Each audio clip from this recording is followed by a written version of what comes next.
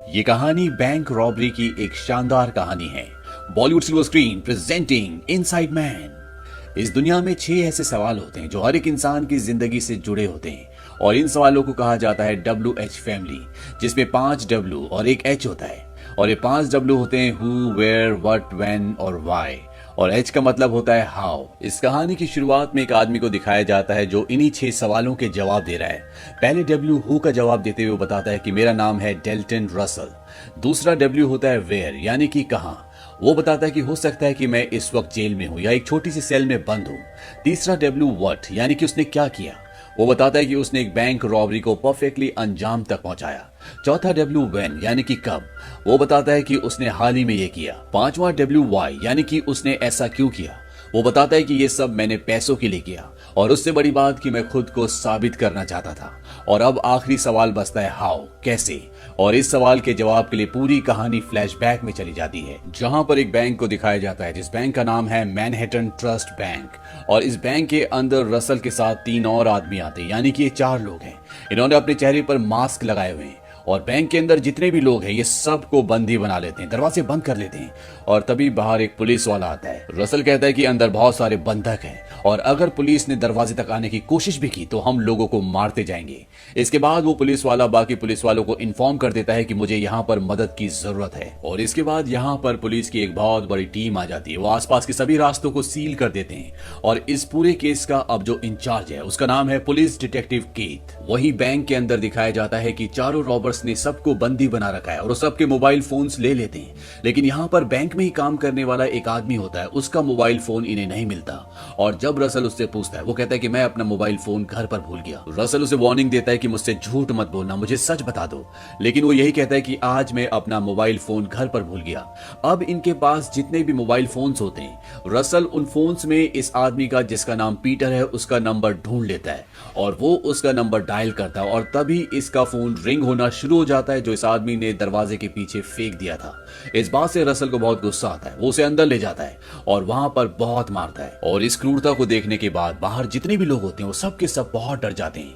ये जो रॉबर्स होते हैं इनमें एक लड़की भी होती है और ये एक दूसरे को स्टीव, स्टीवी और स्टीवो के नाम से बुलाते हैं, यानी कि ये अपने असली नाम नहीं लेते। अब यहाँ पर जितने भी बंधक होते हैं सबको कपड़े उतारने के लिए कहते हैं और सबको एक जैसे कपड़े देते हैं और कहते हैं इन कपड़ों को पहन लो और अपने चेहरों पर मास्क भी लगा लेना। और इसके बाद ये खुद भी वैसे ही कपड़े पहन लेते हैं। यहाँ पर एक बूढ़ा आदमी भी होता है जिसकी तबीयत खराब हो जाती है। वो कहता है कि मुझे दिल की बीमारी है। रसल उस बूढ़े आदमी को बाहर छोड़ देता है और जब पुलिस वाले उस बूढ़े आदमी को पकड़ते हैं तो वो बूढ़ा आदमी बोलता है कि अंदर 4 लोग हैं जिन्होंने सबको बंधक बना रखा है और उन्होंने कहा है कि अगर कोई गेट के पास भी आया तो 2 लोगों को मार देंगे। वही बैंक के अंदर रसल और उसके 2 साथी पूरे बैंक का मुआयना करते हैं। वहां पर बहुत सारा पैसा होता है और इसके बाद ये तीनों एक स्टोर रूम में जाते हैं और स्टोर रूम को देखकर रसल कहता है ब्यूटीफुल। ऐसा लगता है जैसे उसे इसी तरह की किसी जगह की तलाश थी। अब इस बैंक के जो ओनर होते हैं उनका नाम होता है आर्थर केस और उन्हें बताया जाता है कि हमारी बैंक में कुछ रॉबर्स घुस गए और वहां पर उन्होंने पूरे स्टाफ को और सभी क्लाइंट्स को बंदी बना लिया है। आर्थर पूछते हैं कि कौन सी ब्रांच में। उन्हें बताया जाता है ब्रांच नंबर 32 और 32 सुनकर वो परेशान हो जाते हैं और वो एक लेडी को कॉल करते हैं। इस लेडी का नाम होता है मैडलिन वॉइट, जो कि एक पावर ब्रोकर है, यानी कि ये बहुत हाई प्रोफाइल डील्स करवाती है। और आर्थर उससे मिलने के लिए जाते हैं और वो वाइट को बताते हैं कि जिस ब्रांच में रॉबर्स है वहां पर मेरा एक सेफ डिपॉजिट बॉक्स है और उसके अंदर मेरी बहुत बेशकीमती चीज है और मैं नहीं चाहता कि उस बॉक्स को रॉबर्स, पुलिस वाले या कोई भी इंसान खोले। वाइट अपना शक जताते हुए कहती है कि हो सकता है कि उस बॉक्स के अंदर किसी न्यूक्लियर मिसाइल के लॉन्च के कोड्स हों। आर्थर उसे बताते हैं कि उस बॉक्स के अंदर जो है वो तुम्हारे पैदा होने से पहले का है और उससे किसी को भी नुकसान नहीं है। वाइट कहती है सिवाय आपके। आर्थर बताते हैं कि अगर वो चीजें दुनिया के सामने आ गई तो मुझे दुनिया के सवालों का सामना करना पड़ेगा। वाइट उनके लिए ये काम करने का फैसला कर लेती है और वो सिटी के मेयर से मिलती है। वाइट ने मेयर की कई बार मदद की है और अब उनसे वो मदद चाहती है और मेयर की मदद से वो डिटेक्टिव केथ से मिलती है जो रॉबरी के पूरे केस को हैंडल कर रहे हैं। वो कहती है कि मुझे तुम्हारी मदद की जरूरत है, लेकिन डिटेक्टिव केथ किसी की भी कोई भी मदद नहीं करना चाहते। वाइट उससे कहती है कि तुम्हें प्रमोशन मिल सकता है। डिटेक्टिव केथ कहते हैं कि अगर मेरे अंदर काबिलियत होगी तो मुझे अपने आप ही प्रमोशन मिल जाएगा। व्हाइट कहती है लेकिन उस केस का क्या जो तुम्हारे ऊपर चल रहा है, जहां पर $140,000 गायब हो गए थे। दरअसल व्हाइट इनडायरेक्टली डिटेक्टिव केथ को ये बताने की कोशिश कर रही होती है कि अगर उसने इस केस में उन्हें कोऑपरेट किया तो वो उसे $140,000 वाले केस से बाहर निकाल देगी और डिटेक्टिव केथ उनका साथ देने के लिए अग्री हो जाते हैं। लेकिन पुलिस को अभी तक रॉबर्ट्स के बारे में कुछ भी पता नहीं चला था। पुलिस बैंक के नंबर पर रॉबर्ट्स को कॉल भी करती है लेकिन वो फोन नहीं उठाते। रॉबर्ट्स ने यहाँ पर जितने भी सीसीटीवी कैमरास होते हैं उन सब को इंफ्रा रेड लाइट से पूरी तरह से डीएक्टिवेट कर दिया होता है, इसीलिए पुलिस बैंक के अंदर कुछ भी नहीं देख सकती कि रॉबर्ट्स क्या कर रहे हैं। अब रॉबर्ट्स जिस गाड़ी में आए होते हैं पुलिस को वो गाड़ी भी मिल जाती है और उस पर एक स्टिकर होता है जिस पर लिखा होता है perfectly planned painting, we never leave until the job is done. वो स्टिकर को हटाते हैं और वो समझ जाते हैं कि ये गाड़ी भी चोरी की है। वहीं अब रॉबर्ट्स बैंक के अंदर से एक और आदमी को बाहर छोड़ते हैं। ये आदमी इसी बैंक में काम करता है, इसका नाम विक्रम होता है। ये एक सिख है, इसीलिए इनकी लंबी लंबी दाढ़ी होती है, जिसे देखकर पुलिस इन पर शक करना शुरू कर देती है क्योंकि इनके गले में एक बहुत बड़ा बॉक्स भी लटक रहा होता है। पुलिस पूछती है क्या इसमें बॉम्ब है? वो कहते नहीं, इसमें बॉम्ब नहीं है। पुलिस उनके गले से उसे निकाल लेती है जिस पर एक मैसेज लिखा होता है कि रात के 9 बजे तक हमें 2 बसेस और एक जेट प्लेन चाहिए जिसमें पायलट भी होना चाहिए और टैंक पूरी तरह से भरा होना चाहिए, और अगर तुमने हमारी बात नहीं मानी तो 9 बजे के बाद हर एक घंटे में हम एक आदमी को कैमरे के सामने मार देंगे। और उसमें यह भी लिखा होता है कि बैंक के चारों तरफ विस्फोटक लगे हुए हैं, अगर किसी ने बैंक के आसपास आने की कोशिश भी की तो वो उन्हें ब्लास्ट कर देंगे। बैंक के अंदर यह दिखाया जाता है कि बेसमेंट में जितने भी बंधक होते हैं उन सबको एक कमरे में बंद किया होता है। यहीं पर इन बंधकों में एक लड़का होता है, वो अपना मास्क निकाल देता है। वो कहता है इससे मेरा दम घुट रहा है, इससे मरने से अच्छा है कि मैं गोली से मर जाऊं। इन सब ने हमें एक जैसे कपड़े इसलिए पहनाए कि अगर पुलिस अंदर आ गई तो वो इनकी जगह हमें मार दे। वो शोर करना शुरू कर देता है, हालांकि सब उसे मना करते हैं, लेकिन वो फ्रस्ट्रेट हो चुका है इसीलिए वो किसी की बात नहीं सुन रहा होता। उसकी आवाज सुनकर रसल वहां पर आ जाता है। रसल के चेहरे पर नकाब होता है, वो उसे खींचकर दूसरे कमरे में ले जाता है और वहां पर उसे बहुत मारता है। रॉबर्ट्स पुलिस को एक और मैसेज भिजवाते हैं कि अंदर जितने भी लोग हैं वो सब के सब भूखे हैं, उनके लिए खाना भिजवाओ। और पुलिस ये तय करती है कि वो उन सब के लिए पिज्जा भिजवाएंगे और पिज्जा बॉक्स में वो ट्रांसमीटर भी फिट कर देंगे ताकि वो उनकी बातें सुन सके। और पिज्जा वो इसलिए भी डिसाइड करते हैं क्योंकि पिज्जा खाने के लिए उन सब को इकट्ठा होना पड़ेगा और जब वो इकट्ठा होंगे तो वो उनकी बात आराम से सुन सकते हैं। और इसके बाद पुलिस अंदर पिज्जा भिजवाती है और ट्रांसमीटर की मदद से पुलिस उन रॉबर्स की बातों को, उनकी डिस्कशन को रिकॉर्ड कर लेती है।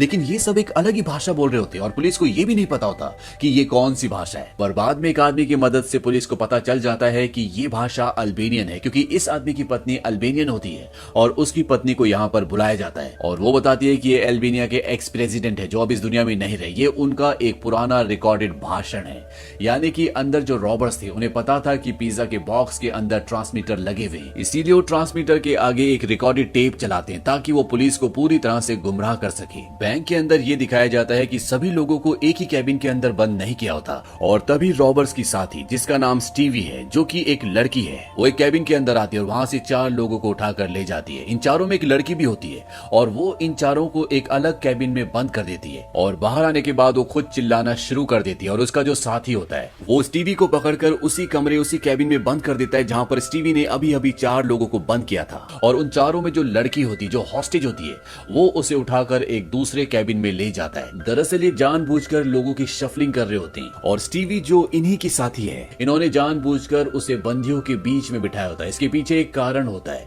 और ये यहाँ पर एक गड्ढा भी कर रहे होते हैं और अब इनका वो गड्ढा भी कंप्लीट हो चुका है। वहीं बाहर मैडलिन व्हाइट को दिखाया जाता है जो इस बैंक के ओनर मिस्टर आर्थर के लिए इन रॉबर्ट्स से बात करना चाहती है। वो पुलिस डिटेक्टिव केथ की मदद से रसल को कॉल करती है और वो रसल को बोलती है कि मैं तुम्हारी मदद कर सकती हूँ, तुम ये सब किस लिए कर रहे हो? रसल कहता है कि पैसों के लिए। व्हाइट उसे कहती है कि मैं तुम्हें इतने पैसे दिलवा सकती हूँ जितना तुम यहाँ से लेकर भी नहीं जा सकती। रसल उसे अंदर आने की इजाजत दे देता है और अब व्हाइट रसल के सामने होती है और रसल को कहती है कि तुम अच्छी तरह जानते हो कि तुम यहाँ से किसी भी कीमत पर भाग नहीं सकती, तुम सरेंडर कर दो, तुम्हें 3 से 4 साल की सजा होगी और जब तुम छूट कर आओगे तो तुम्हें $20 लाख दे दिए जाएंगे। रसल कहता है कि तुम साफ साफ क्यों नहीं बताती कि तुम यहाँ पर क्यों आई हो? व्हाइट कहती है कि मैं नहीं बता सकती। रसल कहता है कि मैं बताता हूँ, मैं तुम्हें कहानी सुनाता हूँ। वर्ल्ड वॉर 2 के दौरान एक अमेरिकन स्विट्जरलैंड के एक बैंक में काम काम करता था। उस आदमी के नाजी सेना से यानी कि हिटलर के लोगों से बहुत अच्छे रिश्ते थे और इसी के बल पर उसने बहुत पैसा कमाया। ये वो वक्त था जब हर उस इंसान ने पैसा कमाया था जो अपना ईमान बेच सकता था। उन्होंने दूसरों के घर लूटकर अपनी तिजोरियां भर ली और जिस आदमी के लिए तुम यहाँ पर आई हो वो भी उन्हीं में से एक है। उसने नाजी सेना की मदद से बहुत पैसा कमाया जिसकी वजह से कई ज्यूस परिवारों की जान चली गई और उस बेईमानी के पैसों से उसने एक बैंक खोल लिया। व्हाइट कहती कि मुझे सिर्फ एक लॉकर तक जाना है और तभी रसल उसे कुछ डॉक्यूमेंट्स दिखाता है। दरअसल ये वो डॉक्यूमेंट्स होते हैं जिसमें मिस्टर आर्थर और नाजी सेना के बीच जो डील्स हुई थी उन सब का हिसाब किताब होता है। रसल बोलता है कि इनको बहुत पहले नष्ट कर देना चाहिए था लेकिन ये नष्ट नहीं किए गए और अभी मेरे पास है और अगर मुझे पुलिस पकड़ भी लेती है तो तुम्हें और तुम्हारे बॉस को मुझे छुड़ाना पड़ेगा। व्हाइट वहां से बाहर आ जाती है और बाहर आने के बाद डिटेक्टिव केथ उससे पूछना चाहता है कि अंदर क्या हुआ लेकिन वो उसे कुछ भी नहीं बताती क्योंकि डिटेक्टिव केथ को इस बैंक के ओनर मिस्टर आर्थर के इस सेफ डिपॉजिट बॉक्स के बारे में कुछ नहीं पता होता। अब वो टाइम भी गुजर जाता है जो टाइम रसल ने इन्हें दिया था जिस टाइम पर यहाँ पर बसेस और जेट प्लेन आ जाना चाहिए था। और जब केथ रसल को कॉल करता है तो रसल उसे इधर उधर की बातों में उलझाता है। वो उससे पहेलियां पूछता है और धीरे धीरे केथ समझ जाता है कि ये हमें बातों में उलझा रहा है। केथ अपने साथी पुलिस वाले को कहता है कि पहले इन्होंने हमें टाइम दिया, हमने इनका काम पूरा नहीं किया, इसके बाद इन्होंने हमें और टाइम दिया, ये ऐसा क्यों कर रहे हैं। ये बात केथ की बिल्कुल भी समझ में नहीं आती और वो रसल को कॉल करता और कहता है कि जो तुमने मांगा था हमने हर चीज का इंतजाम कर दिया है लेकिन इससे पहले मैं अंदर आना चाहूंगा। मैं ये देखना चाहूंगा कि तुम अपने पीछे कोई लाश तो छोड़कर नहीं जा रहे। और रसल उसे अंदर आने की इजाजत दे देता है और एक एक करके वो उसे उन सभी कमरों में ले जाता है जहां पर सारे हॉस्टेजेस होते हैं। और जब वो उसे आखिरी कमरे में ले जाता है तो वहां पर 3 लोग होते हैं और इन तीनों के चेहरों पर मास्क नहीं होते। ये तीनों बहुत डरे हुए होते हैं। रसल कहता है कि ये वो लोग हैं जो बहुत ज्यादा बोलते हैं, कहना बिल्कुल नहीं मानते। और इसके बाद रसल डिटेक्टिव को बाहर दरवाजे तक छोड़ने के लिए जाता है। ये दोनों बहुत ही कैजुअल बात कर रहे होते हैं और बातों बातों में केथ रसल से बोलता है कि तुम मेरे साथ बाहर क्यों नहीं चलते। रसल कहता है कि अभी मेरा काम खत्म नहीं हुआ, मैं इसी दरवाजे से बाहर आऊंगा, अगर कोई और प्रपोजल है तो बताओ। केथ कहता है कि प्रपोजल मत कहो, मुझे मेरी गर्लफ्रेंड की याद आती है, वो कहती है कि तुम मुझे शादी के लिए प्रपोज क्यों नहीं करते। रसल कहता है तुम्हारी शादी की उम्र नहीं रही। केथ बताता है कि पैसों की कमी की वजह से मैंने शादी नहीं की। और इसके बाद जाने से पहले केथ रसल से हाथ मिलाता है और जैसे ही रसल केथ से हाथ मिलाता है वो उसे सीढ़ियों से नीचे गिरा देता है। इन दोनों के बीच में बहुत हाथापाई होती है और जैसे ही वो रसल का मास्क हटाने वाला होता है वहां पर रसल के लोग आ जाते हैं जिनके पास गन्स होती है और वो उसे गन पॉइंट पे ले लेते हैं लेकिन वो केथ को कुछ भी नहीं करते, वो उसे बाहर छोड़ देते हैं। और बाहर आने के बाद केथ समझ जाता है कि इनका प्लान बहुत ही मजबूत है, बहुत चालाक लोग हैं, ये हमारे दिमाग से हमारी प्लानिंग के साथ खेल रहे हैं, इन्हें सब कुछ पता है कि हम क्या करने वाले हैं। क्योंकि रसल ने केथ को कहा था कि मैं जानता हूं कि कानून के हिसाब से जब तक हम किसी हॉस्टेज को मारते नहीं हैं तब तक पुलिस अंदर आकर हम पर हमला नहीं कर सकती। अब केथ ने जो रसल के ऊपर हमला किया था इस बात से रसल पूरी तरह से गुस्से में आ जाता है। वो एक आदमी को ऊपर छत पर ले जाता है और कैमरे के सामने उसे गोली मार देता है। इस बात से पूरा माहौल बदल जाता है। केथ को बहुत दुख होता है, बहुत गुस्सा आता है और केथ का सीनियर केथ के पास आता है और वो उसे इस केस से निकाल देता है। हालांकि केथ उसे कहता है कि मुझे इस केस में बने रहने दो लेकिन उसका सीनियर बोलता है कि मेरे ऊपर भी कुछ लोग हैं, मुझे उनको जवाब देना होता है।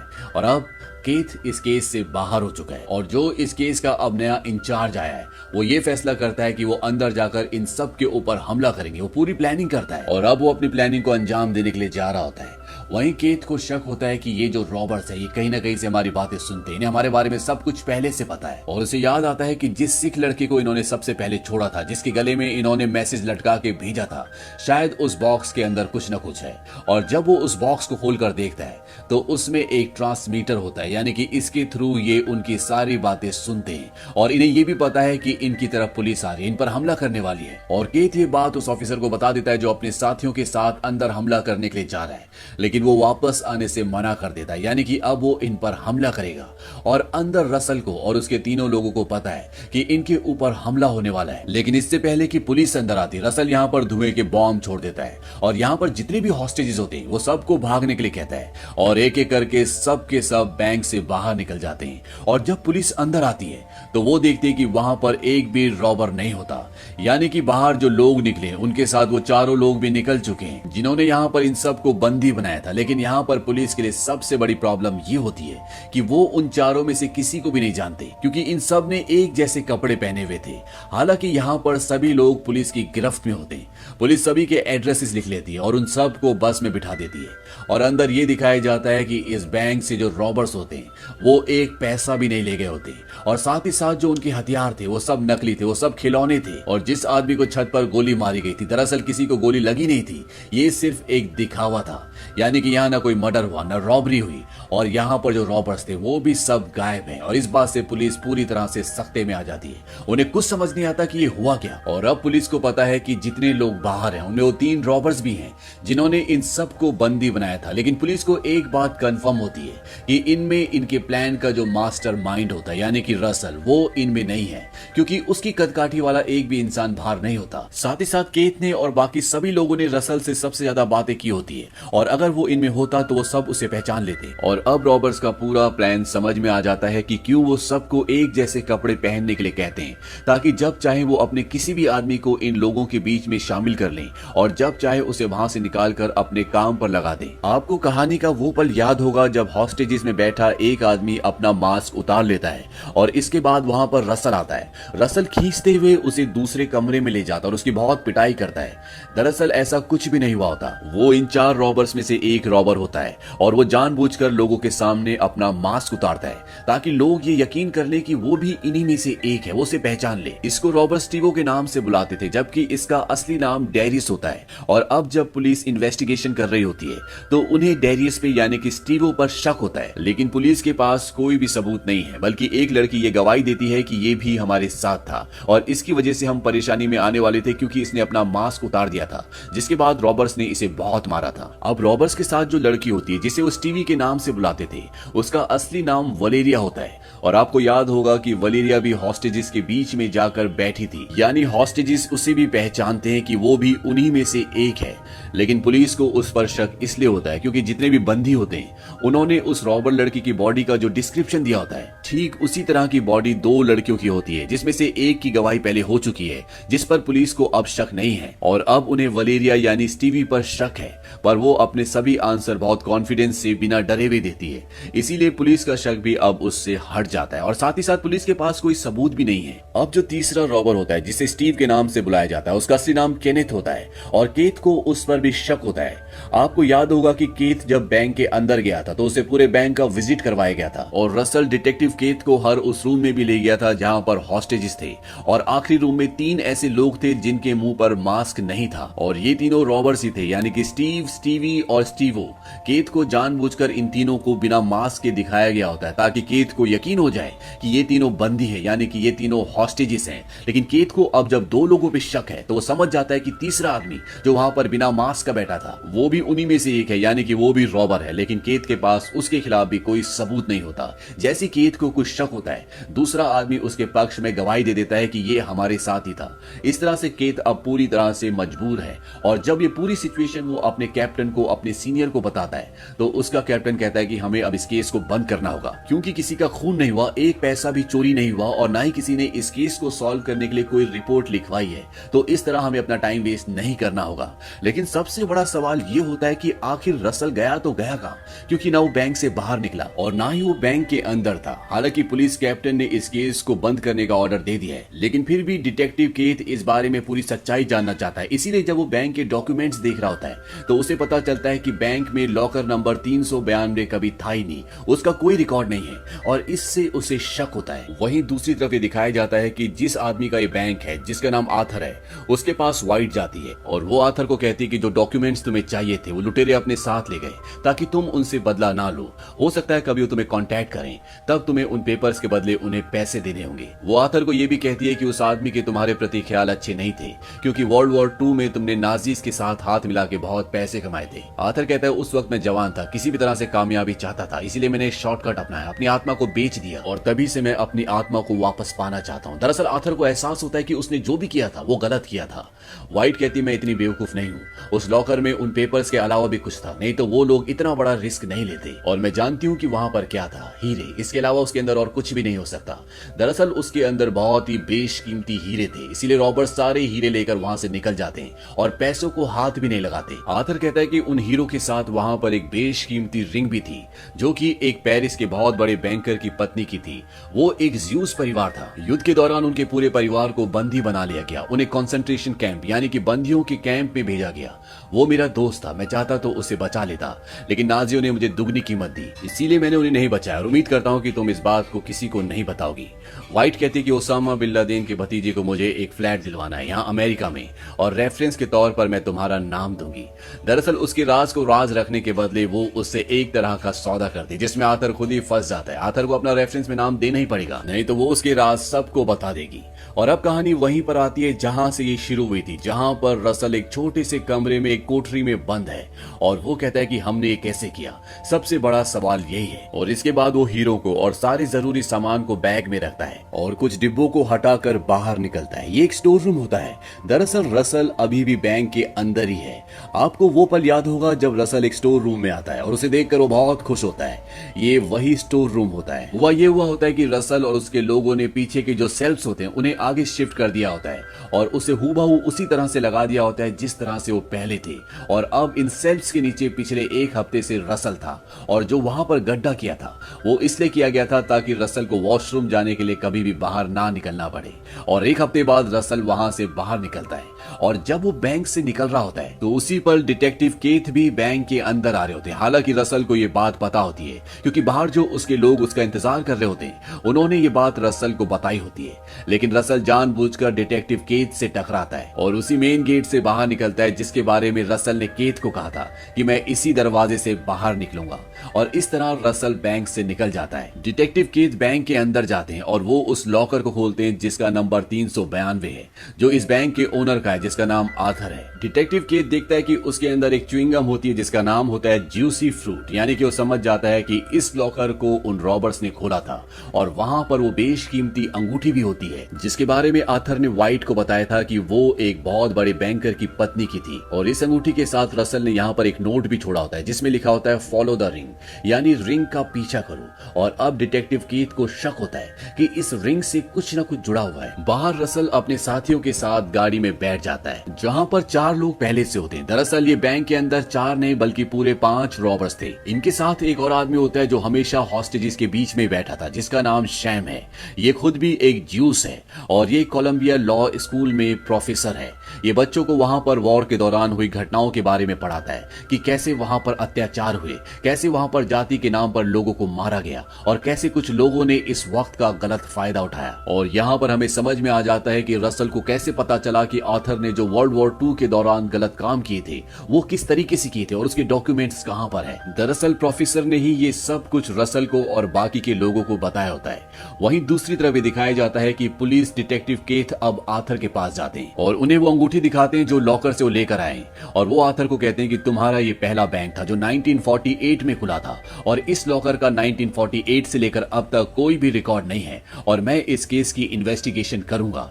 दरअसल केस समझ जाता है कि ये जो केस है ये वर्ल्ड वॉर 2 से जुड़ा हुआ है जहां पर कुछ लोगों ने उन मुश्किल हालातों का फायदा उठाया था, लोगों के साथ गलत काम किया था और आर्थर भी उन्हीं में से एक है। और इसके बाद केथ वहां से निकलकर सीधा व्हाइट के पास जाता है जिसने आर्थर के लिए रॉबर्ट से बात की थी और मेयर भी यहीं पर होते हैं। यहाँ पर केथ व्हाइट को एक नंबर देता है और वो कहता है कि तुम इनसे कांटेक्ट करो और ये होता है office of war crime issues के ऑफिस का नंबर। और केथ ऐसा इसलिए करता है क्योंकि वो व्हाइट को ये जताना चाहता है कि उसे सब कुछ पता है और अब वो इस केस की तह तक जाकर रहेगा। यहाँ पर व्हाइट ने अपने वादे को भी पूरा किया होता है। केथ के ऊपर जो $140,000 का केस होता है अब वो उस केस से पूरी तरह से आजाद है।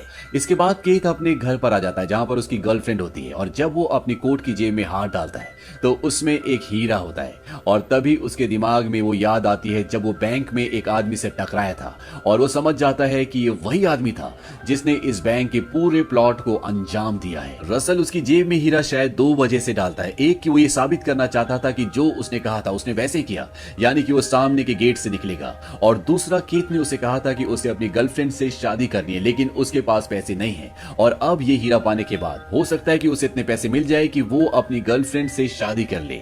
और इसी के साथ ये कहानी खत्म हो जाती है।